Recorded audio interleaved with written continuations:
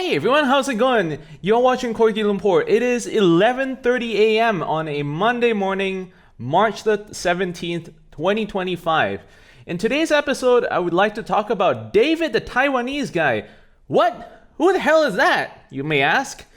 You haven't watched that episode that I posted over the weekend, which talked about toxic workplaces. So, we're going to go into this little introduction real quick, but the long story short over here is in this video, you will hear about how it's like working day to day in a toxic workplace. So this video is also brought to you, just like the previous one, by the person whom I'm seeing. David, the Taiwanese guy who speaks close to zero English, but for some reason has a Western name that he probably can't even pronounce because he doesn't speak any English, is the manager of the person that I'm seeing. This guy, if you watch that really long ass video, which I know a lot of people are not going to watch because it's almost an hour long, but you will find out more about this guy if you want to know in depth as to how incompetent, toxic, political, and full of shit this guy is as both a manager and as a human being. This guy is pulling almost every single stop of every single toxic manager that I've known and I've worked with personally into one big fat remix. And the reason why this is problematic is because all of this is happening in Singapore, a place where employee rights are as good as spineless and toothless for most of the people in white collar. I was once let go a few years ago from a company in Singapore, and I was earning 130,000 Singaporean dollars a year, and I went to a law firm and also the TADM in Singapore, which is kind of like a union workplace mediation organization thingy by Singapore's NTUC. You can just look that up on your search engine or ChatGPT if you want to find out more. And I was told by both of those folks that I wouldn't have a case, and even if I did have a case, because they let me go coincidentally the week after I told them that I was scheduled to go into a major surgery the next month, that I wasn't earning enough. 130,000 Singaporean dollars a year, that's almost 100,000 US dollars a year, isn't enough for it to be worth it to sue a company for unlawful termination, again, for randomly selecting me for a layoff, right? Literally the week after I told my manager that I was slated to go into a major surgery the next month. Now, another solution would be to report it to HR. And as I'm told by the person that I'm dating, this guy is in cahoots with the HR business partner who deals with their department. And actually, that HR business partner has approached the person that I'm dating some 2 or 3 weeks ago to try to explain on David's behalf that, oh, he didn't mean to be mean and rude and shout at you. He's just like that. But once you get to know him better, you'll understand that he's actually a nice guy, right? And I don't know about the other HR characters, but the person that I'm dating says that they're all more or less in cahoots with one another. So it might be actually counterproductive to report to HR what exactly went down today. So what did happen today? Just this morning she entered the office and she actually arrived early. I dropped her off at about 9:45 and her workplace hours start at 10 a.m. So shortly after she started work, this guy comes up to her manager, and starts yelling at her for something to do with like she had too many columns or too many decimal places in an Excel file. Pretty minor stuff. It's not like she, went to her boss's desk and took a shit on it. It's literally some corrections that could be done in a matter of seconds, if not minutes at most, in an Excel file. But he still chooses to shout at her, and he says something to the tune of, if you don't like how I'm behaving, you can quit right now, right? So what empowers managers to say these kinds of things? Well, first of all, it could obviously be their own ego, because a lot of these people have no self-awareness as to how rude and terrible of a human being they are, and they feel like they can do whatever the fuck they want. The other thing that empowers them is a country with almost, again, very spineless employee rights. And I don't know how well this guy knows this, because he's been working at this company for about 5 years, and I think he started in Taiwan and got transferred to Singapore as an expat. But this is what allows managers or people at work to get away being toxic, because you don't even have any protections, any real protections in place. Yeah, I don't want to read your books of laws and whatever bullshit, right? If they're not going to be enforced, if they're not enforceable because it's too vague, if they're not enforceable because it's too expensive for most people, right, in society to take action against their employer, I don't want to hear about any of those employment laws that you have if you can't fucking enforce them, right? So this is how it is in a country like that. And I've heard a lot of shit, and it's true, right, being talked about the US and how inhumane it is, and you can be fired at any second without any implications, and it's so toxic, blah, blah, blah, especially from people that I know in Europe, because I've lived in Europe for a pretty long time as well. So there's a lot of Europeans who like to say, oh, USA is so bad, they don't have any employee rights, they're full of this nonsensical, inhumane treatment for all the employees. Well, the USA might be bad, but let me introduce to you, it doesn't need any introductions actually. There's a place in this world that is even worse than the USA, and this is how it's like, right? So there's no one you can go to. You can't go to a lawyer because she's not making enough. She barely breaks 100K a year, right? And I don't think looking for a lawyer is an option, because I wasted 200 Singaporean dollars the first time I had to go to a lawyer, and that was also the last time that I went to a lawyer. You can't go to the TADM because they're pretty much going to tell you that more or less the same thing as the lawyer. You can't go to HR if they're in cahoots with the manager. And the manager is also the godson of the ex-co-founder. So what can you do? What can you do? You might be thinking, quit. But why? If you didn't do anything wrong, why would you quit? That's my philosophy, at least, and that's what I try to tell her, because she's very reluctant to leave a job where everyone else, right, is friendly. They like her performance. They like the way that she's working.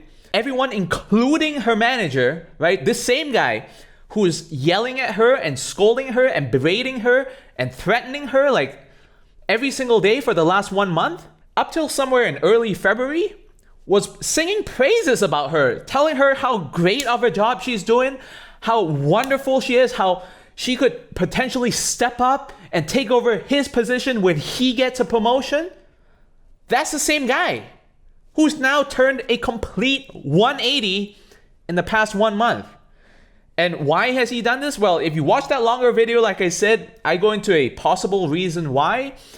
But at this point, no one's a mind reader. It is quite unlikely anyone will ever find out, aside from this guy, what's going on in his head. So I think I'm going to start a video series, since this is literally a daily occurrence for the person that I'm dating, right? This has happened. Let me just check my calendar real quick. This has happened, starting like February 7th or February 10th. I don't remember the exact date. It was either the Friday or the Monday. Up till that point in time, this guy has been completely fine with her for the, almost the past 1 year that she's been working there.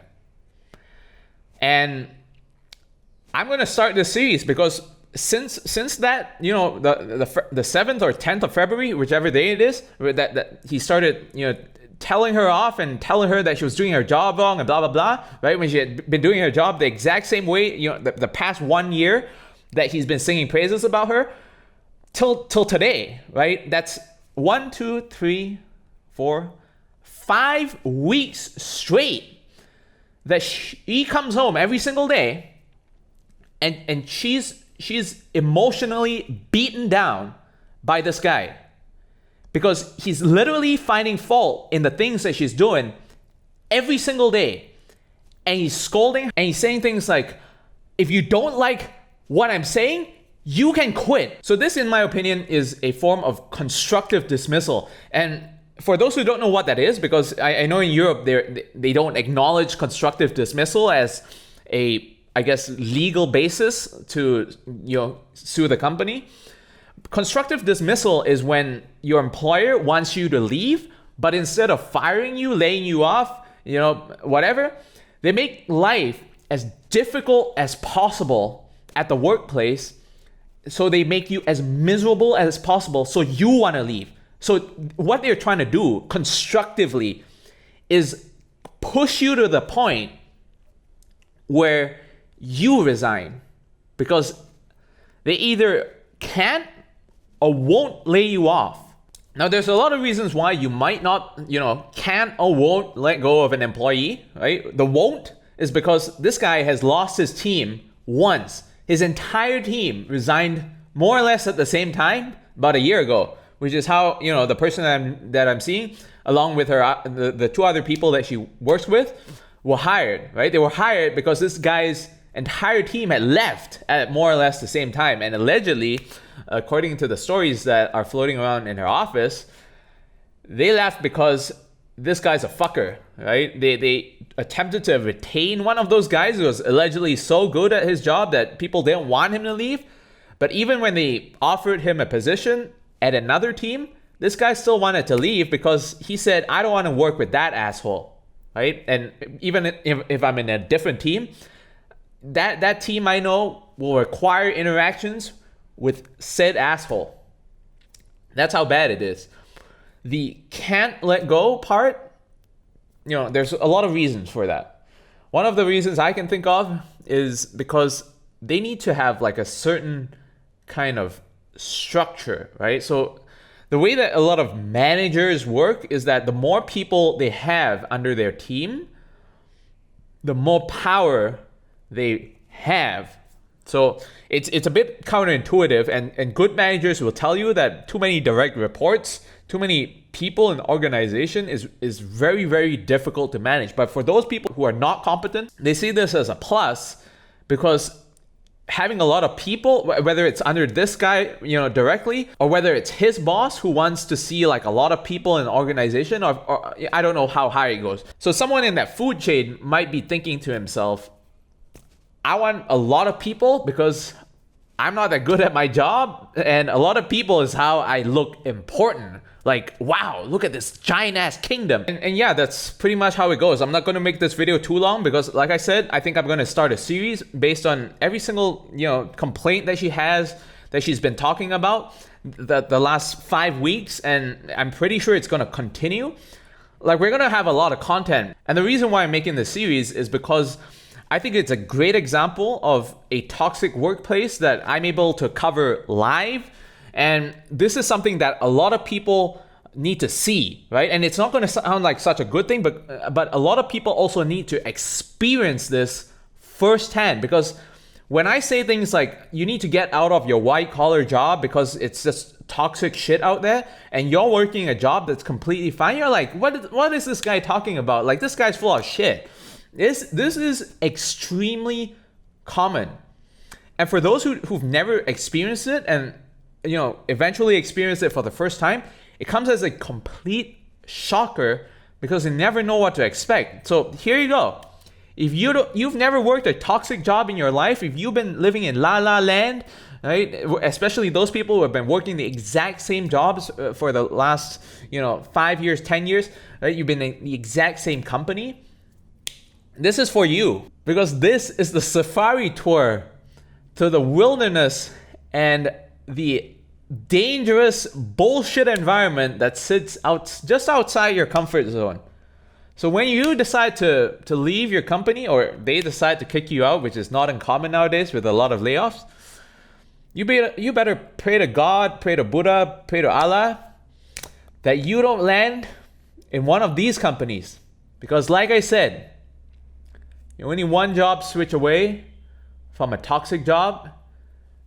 That's not what a lot of people are going to tell you.